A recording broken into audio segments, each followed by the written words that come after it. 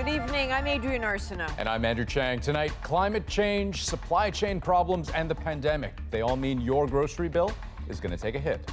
The perfect storm, that's what it is, really. Food could cost you hundreds of dollars more next year, and that could push many right to the edge. There's a huge population that is one paycheck away from getting evicted. A Quebec community speaks out after the province's secularism law forces a teacher out of the classroom. This is totally the wrong message to give to our children. It's just such a shame. Reaction from the classroom to the House of Commons. New Zealand's ambitious plan to get a whole generation to butt out. We want to make sure young people never start smoking. And a rare look inside one of Canada's most precious stockpiles. As you can see, we're not out of syrup. A visit to the Maple Syrup Reserve. This is The National. Well, for months, Canadians have been watching food prices creep higher. Now we're learning that could be about to get worse. An annual report is predicting the biggest price hike in more than a decade. So different foods are expected to jump by different amounts. Dairy products, bakery items, and vegetables, as well as restaurant foods, could increase the most, with comparatively smaller jumps in the categories of fruits, other, which includes pantry items, meat, and seafood. It could all send your annual grocery bills soaring, up by about $1,000 for a family of four, more than $400 for a senior couple, or more than $200 for a single adult. As Nisha Patel shows us, that could leave many Canadians struggling to put food on the table. Nicola Moore knows how to stretch her grocery budget. I understand food insecurity because I've suffered it myself. For the single mother of three, stocking the fridge this year took a lot of energy. Worrying about where your next meal will come from and will it be filling and healthy for your kids. Food costs are rising thanks to high energy prices and supply chain disruptions.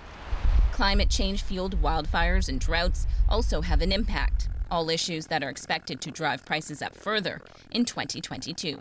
Canadians will have to get used to higher food prices. We're not going to go back to how things were. Facing sticker shock, more shoppers are looking for sales and are cutting back on pricier products. You're going to make different decisions both at the grocery store and at the restaurant. Wages haven't kept up with inflation so far. That means food affordability across the country could get worse. Food bank visits have increased by more than 20% since 2019, a trend that's likely to continue in the new year. Toronto chef Xavier Gordon says the pandemic pushed more people to the edge. We just basically have seen so many people come to us and through other programs that say we need help. His answer, starting a pay-what-you-can grocery store. It offers food that businesses would otherwise waste, like imperfect vegetables, and gives more fresh choice than a traditional food bank. We divert food from landfills and we put it back onto the tables of millions. Moore says programs like Gordon's are essential, but so are long-term solutions like higher minimum wage. I think there's a huge population that is one paycheck away from getting evicted, one paycheck away from not being able to pay their bills. And she hopes these conversations will spark a little food for thought. Nisha Patel, CBC News, Toronto. Now, there are all kinds of people who fit that scenario you just heard, already struggling to make ends meet.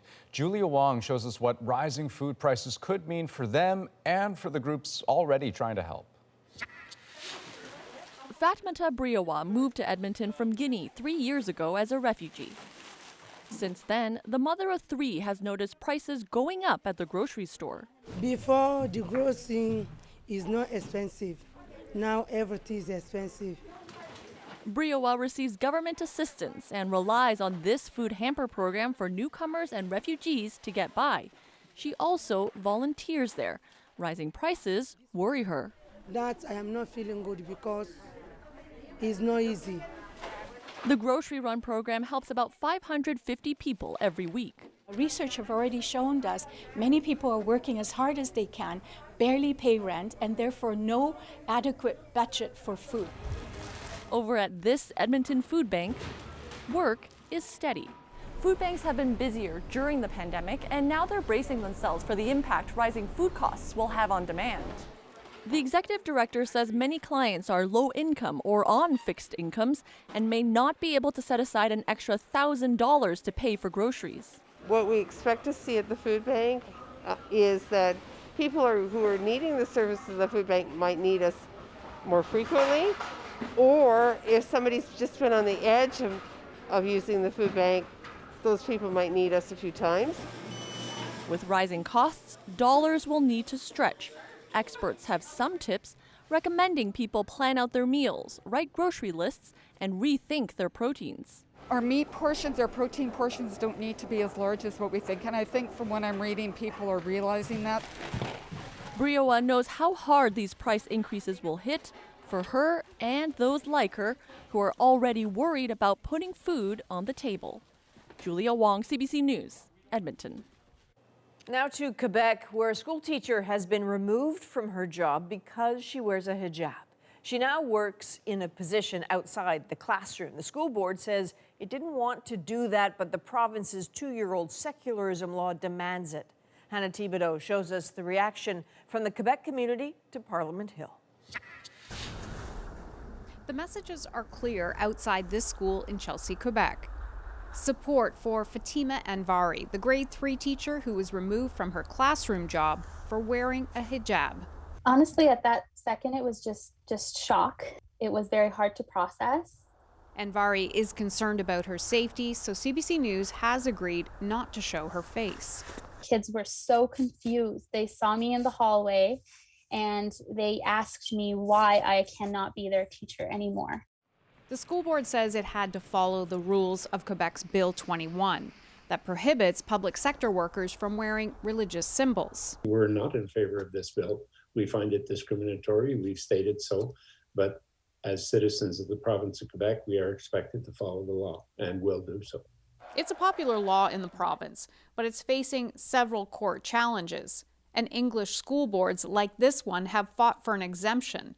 But last month, a judge ruled the law will apply to everyone while the cases play out in the courts. One student made this card, saying she misses Ms. Anvari and thinks her hijab is awesome. Her mom says the decision shocked her. My kids didn't know what had happened, so I had to, on the spot, try to explain to them why a teacher had lost her job because of, sorry. The outcry made the Quebec law a hot topic in Ottawa again today. If they want to wear a hijab, it should be their choice. It's not government's business to impose what to wear and what not to wear. Others took to Twitter to call on the federal government to act. Conservative MP Kyle Seaback calls the bill a disgrace and says it has to be opposed in the courts. And while the 3 main federal party leaders say they personally oppose Bill 21, not one of them has committed to a federal intervention to challenge it in the courts. Hannah Thibodeau, CBC News, Ottawa.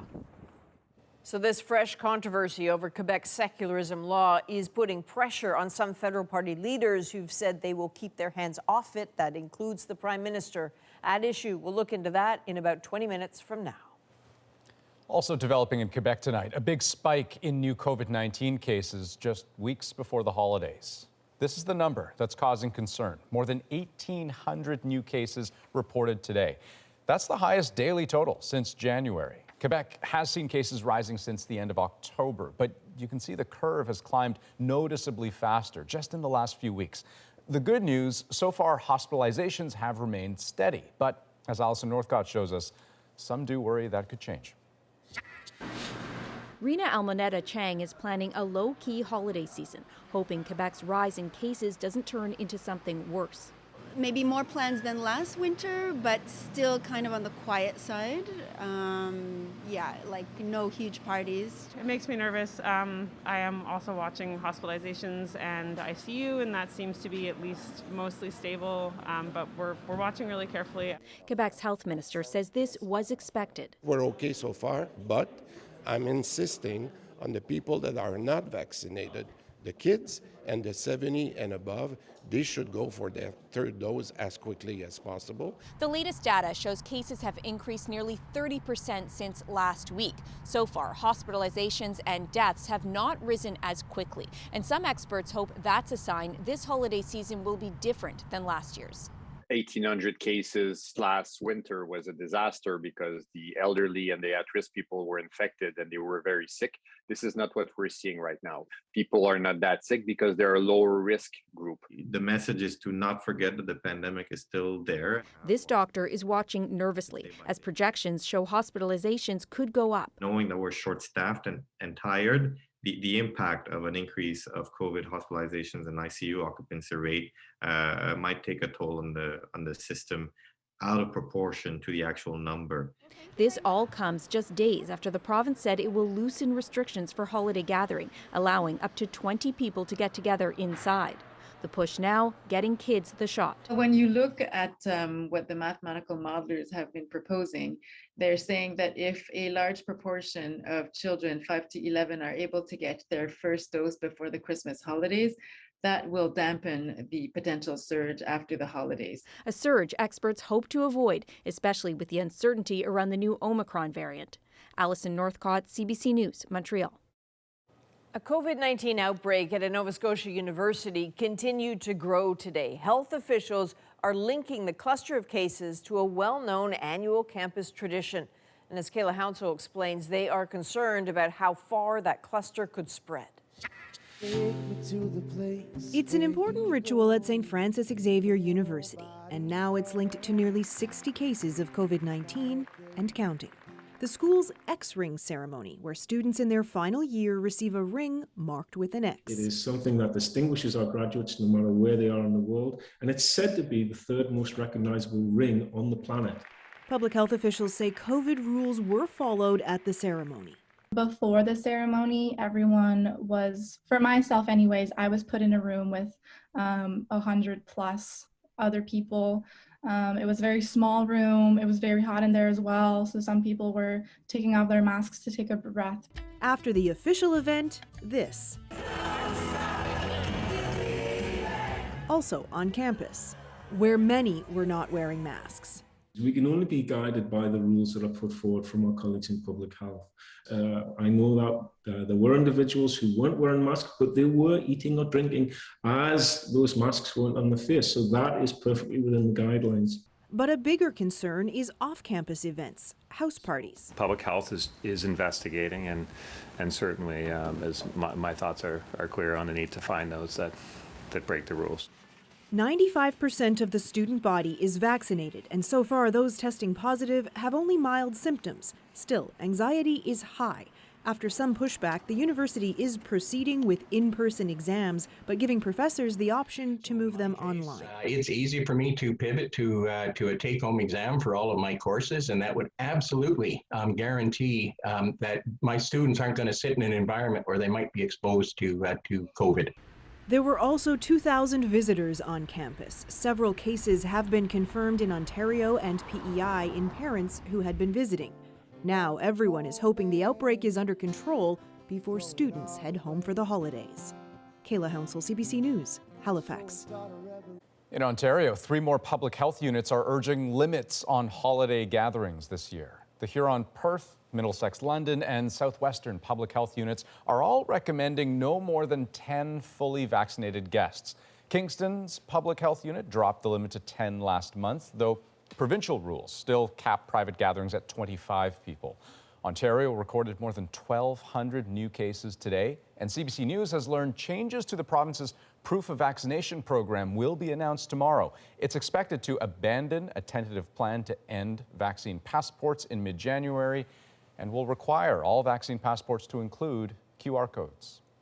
Some experts warn Canada isn't doing nearly enough rapid COVID-19 testing, despite having tens of millions of kits.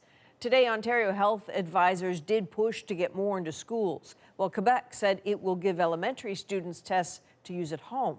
But as Lauren Pelly shows us, your access to a rapid test in this country depends on where you live.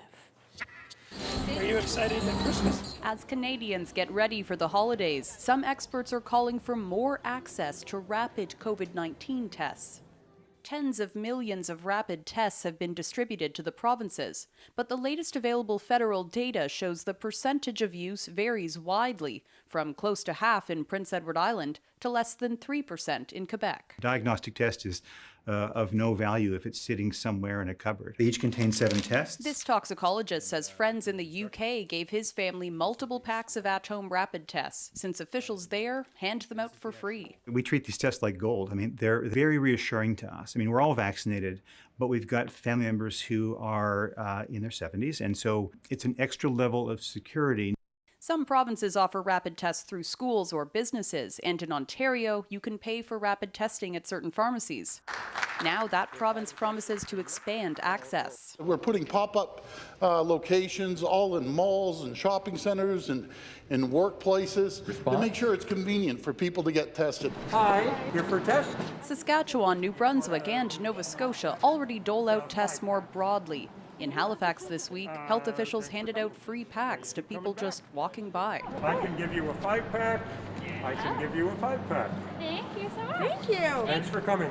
It's very disturbing that this intensive care nurse says with COVID cases ticking up in some places, more provinces should copy that approach. We're seeing more COVID patients with COVID come into the hospitals. It's paramount that the government, takes proactive measures to provide free tests to families. If you do manage to get your hands on some rapid tests, medical experts say it's best to test right before a family gathering. That way you can catch infections the same day before COVID-19 has a chance to spread. Lauren Pelly, CBC News, Toronto. The Auditor General lashed out today at the government's mismanagement of 2 pandemic files, including the quarantine measures designed to keep COVID out. For all the trouble they caused for air passengers, there's a startling lack of data to show if they did any good. Rafi Boudjikanian begins with those details. As air travelers returned to Canada in the first 6 months of this year, the government failed to keep track of 3/4 of them. If they're going to put in a requirement, they really do need to have worked through how to monitor and enforce that requirement. For a third, there was no checking on quarantine compliance. A third of COVID-19 test results went missing, or the feds failed to match them to travelers. I'm concerned that the agency is unable to show us whether or not these border measures are effective border measures. The Auditor General's report comes just as the government reintroduces some of these measures to stave off the Omicron variant. This is too serious of a ball game for the Public Health Agency and the Liberal government to be letting the enforcement of something as important as disease control at our borders be so poorly enforced. The government's response has been far from perfect. To Canadian travelers, I say this: plan ahead, be prepared for airport delays, have a quarantine plan. The Auditor General also said the government failed to protect temporary foreign workers during the pandemic.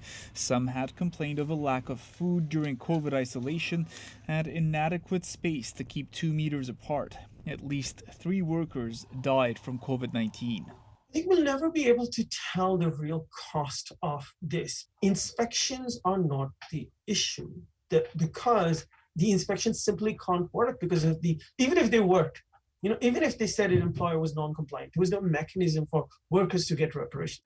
There too, Ottawa admits it fell short and needs to do better. With migrant workers set to arrive in the spring, any fixes by the government will soon be tested. Rafi Boudjikanian, CBC News, Ottawa. Now to the other health crisis in this country. This year has been the worst ever in British Columbia for overdose deaths from toxic drugs, and it's not over yet. Here's Mira Baines. BC's chief coroner paints a bleak picture. Today we will lose 6 more people. Tomorrow we will lose 6 more people. And by Christmas we'll have lost another 40 or 50 members of our communities. And that is just not acceptable any longer. In the first 10 months of this year alone, deaths due to opioid overdoses have surpassed the deaths from 2020, which was a record year. The coroner warns the province could see more than 2,000 people die this year, largely because of a more toxic supply. The 201 deaths due to drug toxicity in October represent the largest loss of life experienced in a single month in the toxic drug crisis. The solution, she says, urgently expanding the supply of safe drugs, but some doctors are hesitant in writing prescriptions. We don't have time to wait months and years to continue to look for evidence that safe supply would work. Both of Helen Jennings' sons died from opioid use. She says her son Tyler died using tainted drugs. Had he had a safe supply, he might still be alive. And being alive means you can actually start to get help and look at a system of recovery. The minister in charge admits government needs to do more. We are so grateful for the people that are stepping forward, prescribing safe supply. And I know everybody's tired, but we are asking, again, people in healthcare and on all of our health authorities to do more. Another solution, the province has applied to Health Canada to see small amounts of drugs decriminalized. Until and unless the government listens to us, it's not going to change. Advocates blame a lack of political will. I'm on methadone, and over the last year and a half, I've tried to get a bunch of people onto safe supply. It's extremely difficult. He says until he sees big changes, the government is only paying lip service. Mira Baines, CBC News, Vancouver. Well, New Zealand is bringing in a unique new law to get people to bud out for good. We want to make sure young people never start smoking. So we are legislating for a smoke-free generation. Coming up, could Canada follow suit? Plus, Jussie, you want to say anything? The verdict is in for actor Jussie Smollett, accused of staging a hate crime against himself. And we're facing a maple syrup shortage this year, but fear not, we get a peek at Canada's stockpile. With all these barrels, that sure is a lot of maple syrup. We're back in 2.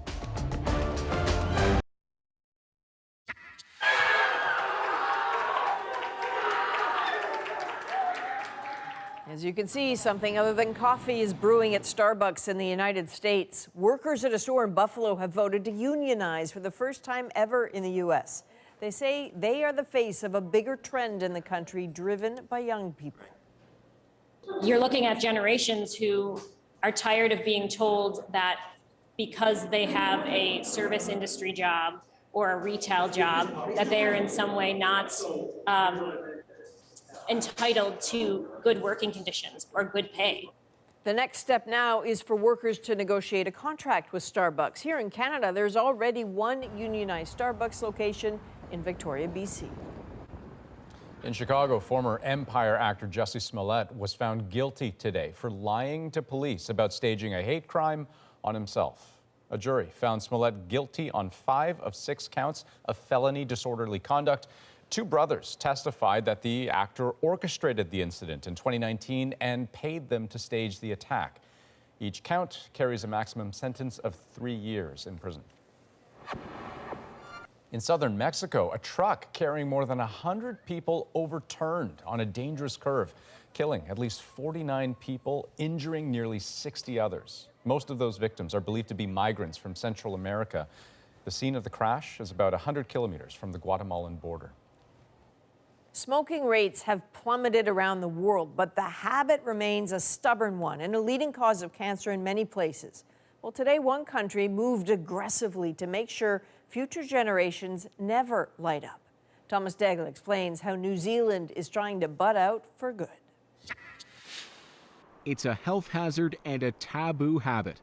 But around the world, smoking rates remain stubbornly higher than anti-tobacco advocates would hope. Now, from New Zealand, a plan for the whole country to bud out. We want to make sure young people never start smoking. So we are legislating for a smoke-free generation. New Zealand's smoke-free action plan may be the boldest in the world, barring anyone 14 and under from ever buying cigarettes, even later in life, cutting the number of stores allowed to sell tobacco, and reducing the amount of addictive nicotine allowed in cigarettes. Just the kind of measures Canadian advocates have been demanding for years.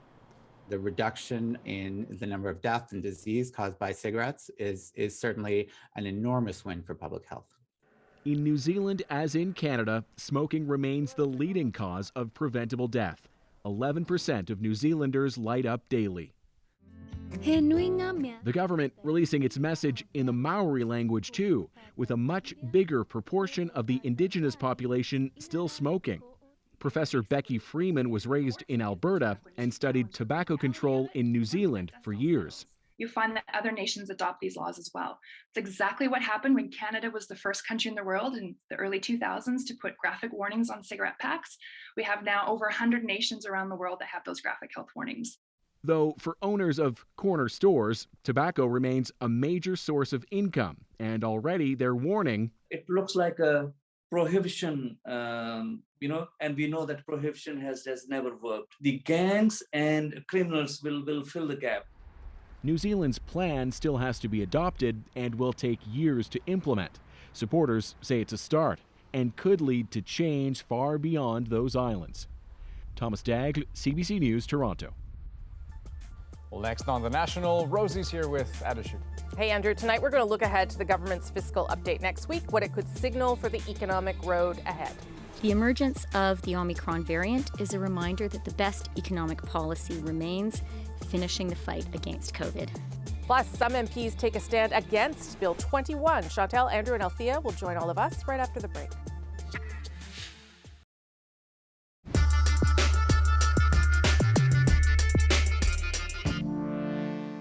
Unfortunately, some seniors who received COVID supports have seen their GIS benefits affected. Our government, very much including me personally, is very aware of this issue and is actively seeking a solution. We know that many seniors rely on GIS payments to help make ends meet, and I am confident that the government will have more to say on this issue in the next few days. That's Chrystia Freeland addressing one of the conditions raised by other parties over the government's Bill C2, which would extend pandemic aid. It might be a signal, I think it is a signal from the finance minister today, about what could come in next week's fiscal update on Tuesday. What should we be watching for? It's Thursday. I'm here with the At Issue panel, Chantal Hébert, Andrew Coyne, and Althea Raj. I'm going to start with you this week, Chantal. Obviously, this is one of the demands made by specifically the Bloc, this correction, but I wonder if it's any indication about how expansive or not this fiscal update will be on Tuesday. I'm not sure. I think the fiscal update sounds more like a placeholder until the budget than anything else. And I think what we just heard is reassurance that the Bloc will get what it has been asking for to support Bill C2.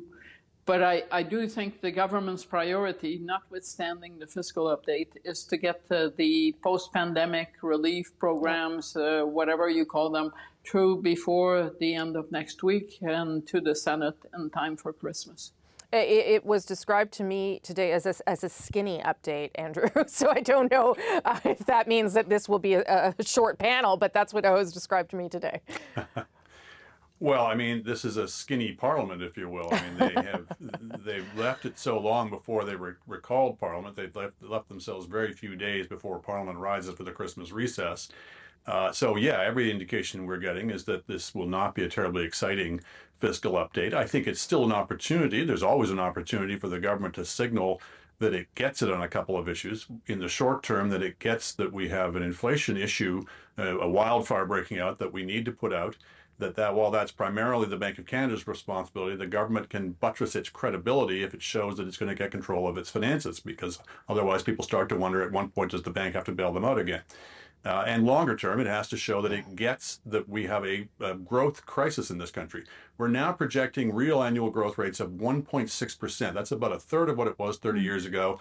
And just not remotely enough to finance the kinds of social programs that we would like to finance as the population ages. That's particularly a concern for the provinces. So it ought to be a priority, though we've seen precious little evidence of it through the 6 years of this government's life, that it puts a priority on growth rather than simply redistributing amongst the existing players with the existing growth rates. So there's an opportunity. I don't think they'll take it to signal that in the fiscal update. It'll be more damning if they don't do so in the next budget. Althea, what are you being told? What are you looking for? Same, basically, not to be too excited about next Tuesday. In some ways, it's a table setting for the budget coming in the spring, but it's basically an update on the numbers. I think there's going to be some language around inflation that we saw in the throne speech. There was one mention where the government said, and our solution is our childcare plan and housing. And I think that there is an interest to show that the government is hearing what people are saying and that they are aware of the situation and they have an answer to it. This is not going to be a momentous occasion. Are we going to have a special? I don't know. I don't think so. We're going to have a special, but we're not even inviting you. There you go. So it can't be that important.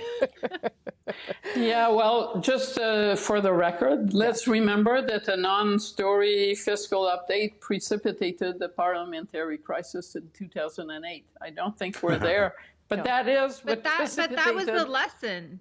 No, like Yes. that was the lesson, to your point, that the government needs to be responsive. And the fact that it wasn't responsive, the opposition parties banded together and tried to basically take over. I don't think we're going to see that. No, I'd be shocked. I don't think we're not there, Yeah, but in defense of fiscal updates. Yeah. I should say, ahead, I think Andrew, far the more important economic decision coming up is the renewal of the Bank of Canada's mandate. Agreed. We're getting some word that there's going to be some slight tweaking of the existing mandate. That's semi-reassuring.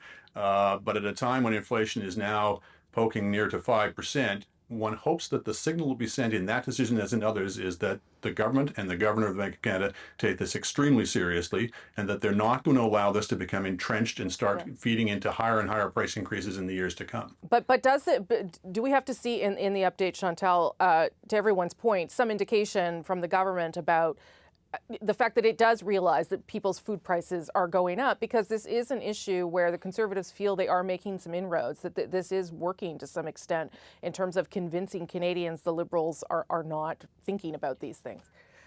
Well, if it's working outside of the parliamentary bubble, I'm still waiting for a polls to show it. I think the Liberals figure that all of this can wait for the budget in the spring, and in any event, they're not going to give you a break on the price of your turkey in the fiscal update. Okay.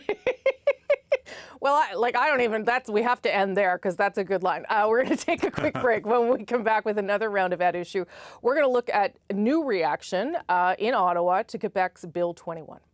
To feel like you don't belong because of the way you look, and to not be able to do what you love because of the way you look. That's what's happened right now and why this bill is so wrong.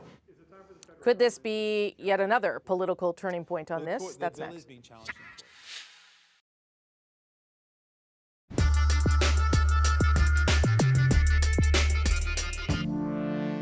I personally oppose Bill 21 and the measures in it. And I do think we have to make sure that everyone is respectful and respected in these discussions about secularism. Simply because of the way she looked and the way she dressed, she is no longer able to teach those kids. That is everything that's wrong with this bill. The Prime Minister was very clear during the election campaign, asked about C21 on many occasions. He was very clear about our government's position, and of course, that remains our government's position. I'm not sure that that's the case, but we'll get everyone to weigh in. There's a renewed political reaction around the controversial secularism bill in Quebec, Bill 21. It comes after an elementary school teacher in the province was removed from the classroom for wearing a hijab. So what does this mean for the debate around the law? Could it move anything? Chantal, Andrew, Althea, all back for another round. We've had this conversation so many times. I think what's interesting here is a concrete example of how Bill 21 works. And then some interesting reaction, including from a handful of Conservative MPs, including Kyle Seaback, who said that it is a, quote, disgrace and that he can't keep silent. There were a bunch of other Conservative MPs who jumped on that too. What are we to make of this different or renewed reaction to Bill 21, Chantal? For one, this is not going to get resolved in the House of Commons. It will be resolved in the courts, and at some point, it will be resolved in the Supreme Court, and I can't predict what the outcome of that will be. Along the way, the federal government of the day will be asked whether to intervene take part in the challenge. The Conservatives, and that is why Erin O'Toole will probably find this a major headache, he has vouched publicly never, if he became Prime Minister, to associate himself with a challenge of a provincial law. Now, as far as I can tell, the Liberals, including MPs from Quebec, are pretty united in the notion that they oppose this bill and that they would support the federal government joining a court challenge at some point. I think that's also true mostly of the NDP. So the Conservatives have a problem because the MPs who most support Bill 21 outside of the Bloc Québécois sit in the Conservative caucus. The reason I responded that way to Chrystia Freeland was because it took a while for the Prime Minister to say in the last election, okay, well, yes, we might consider a point where we would intervene. When do we get to that point, Andrew? Or when do we get to a point where people feel comfortable saying this doesn't work for us in this country and here's what we're going to do about it? Yeah, I mean, I don't think the position was particularly clear. I'm not even sure it's a position. So for her to reassert that the position is clear and it's still the position, I think just simply added to the fog. But it's the closest thing we've got to any kind of statement from any of the federal leaders about what they would do about this. It has really been a display of quite disgraceful, to use that word, political and moral cowardice from our federal leadership on this. Yes, it will probably be resolved in the courts. But there's a climate of opinion outside the courts that's also important. It's about what we are as a country, what kinds of things we stand for or won't stand for as a country. This bill amounts to a kind of segregation, let's call it for what it is, certainly on religious grounds and not coincidentally on racial grounds, that if you are a member of an observant religious minority, you will not be hired for significant sections of public sector employment in Quebec. That is, it should be, intolerable. And people in positions of leadership ought to say so and not, prance around with, oh, we don't want to interfere with provincial matters, etc. We like to compare ourselves quite often in this country favorably to the United States, but the United States quite long ago said, when it comes to this kind of discrimination and segregation, it's not going to be just a states' rights matter. That this goes to the heart of what is the American understanding and the American compact. I'm not sure why we are so afraid to say so in Canada. Thea, your thoughts? So I agreed with everything that was said. I don't think the issue, the law, will be resolved out in the public sphere. But I think what has happened today that is really noteworthy is that Conservative MPs have publicly come out to defend a position that is in opposition to their leader's position. So that tells you two things. One, it tells you that Erin O'Toole is quite weak. It also tells you that there are people who feel like this is an issue that is fundamental to them and that they have more chances of getting reelected by carving out an independent stance on this issue than on following their leader's advice.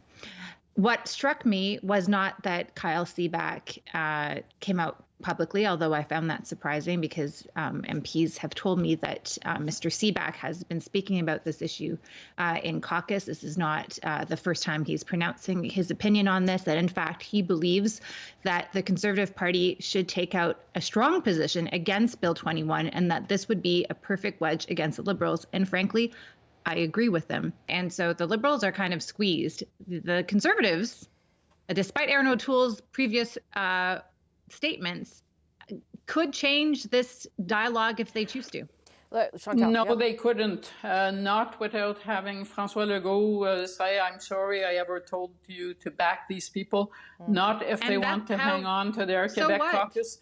Their Quebec MPs... Hang on, Chantal. Whoa. Their Quebec MPs were out today saying, no, we are fully behind Quebec's right to do Bill 21.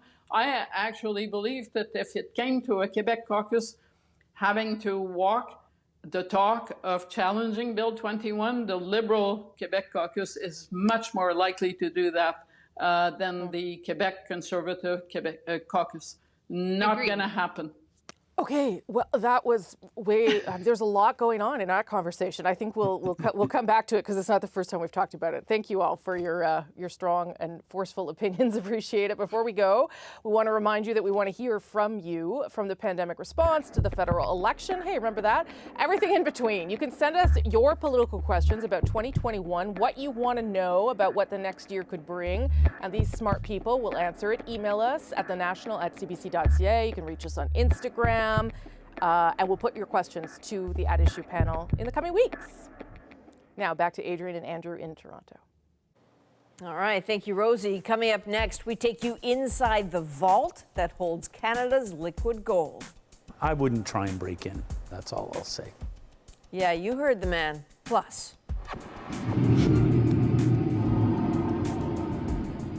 You could call it Christmas in the Cretaceous period. A London museum gets festive. Stay with us.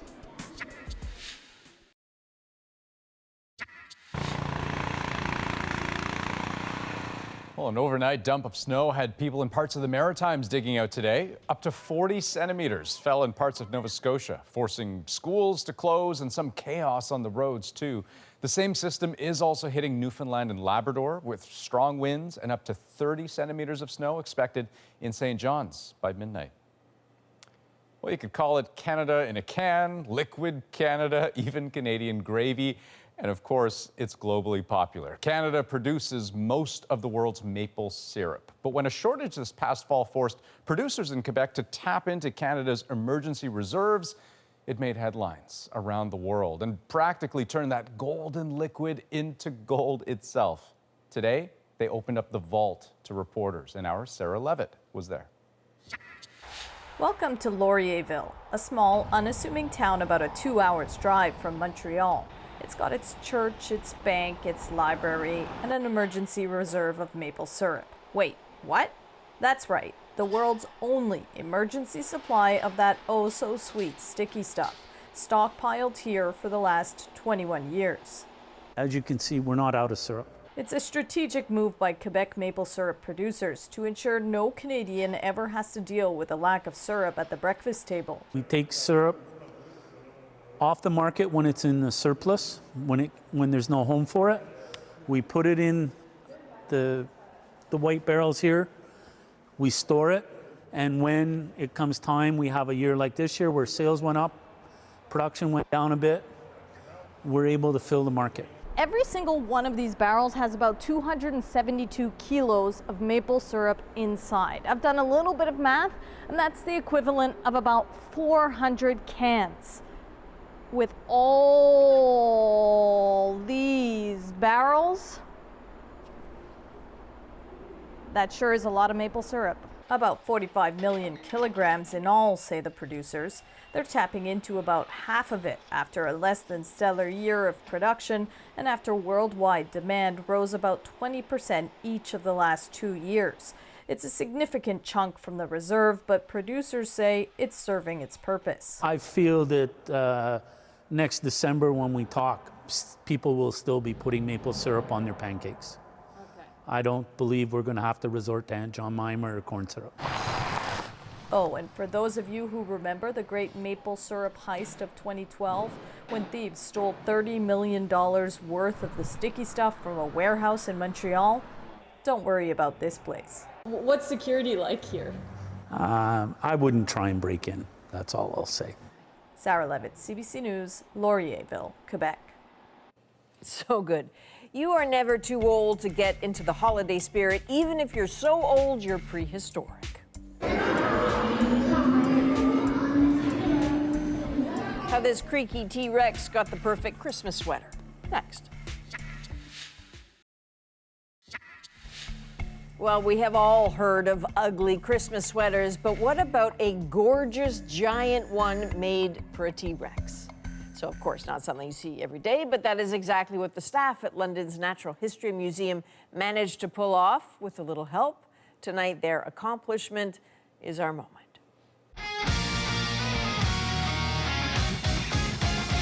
The goal, dress up the museum's ferocious-looking T-Rex just in time for the holidays. Getting that done, though, proved to be a challenge. The custom knitting of that jumper alone took about 100 hours to complete. a task done by a family-run company north of London. And a small army needed to fit the enormous sweater. It's 12 times heavier than the human version. But in the end, staff managed to deck out the king of the dinosaurs in a festive masterpiece. Museum visitors cannot get enough. Posts of the nearly life-size animatronic dino have flooded social media, with some taking the opportunity to show off their own holiday gear. And for those looking at this and seeing fashion inspiration, the museum has made a human-sized version available at the gift shop, of course. I'm glad they did show the process, though, because I did wonder when I saw the finished product, did they make a sweater and then put it on over its head? But you see, there's a zipper on the back. Well, you're not getting a turtleneck over that big head. I guess not. This amazing thing is made out of recycled wool and plastic bottles, as you do when you're making a sweater for a dino. T-Rex sweater, yeah. That is the National for December the 9th. Good night. Good night.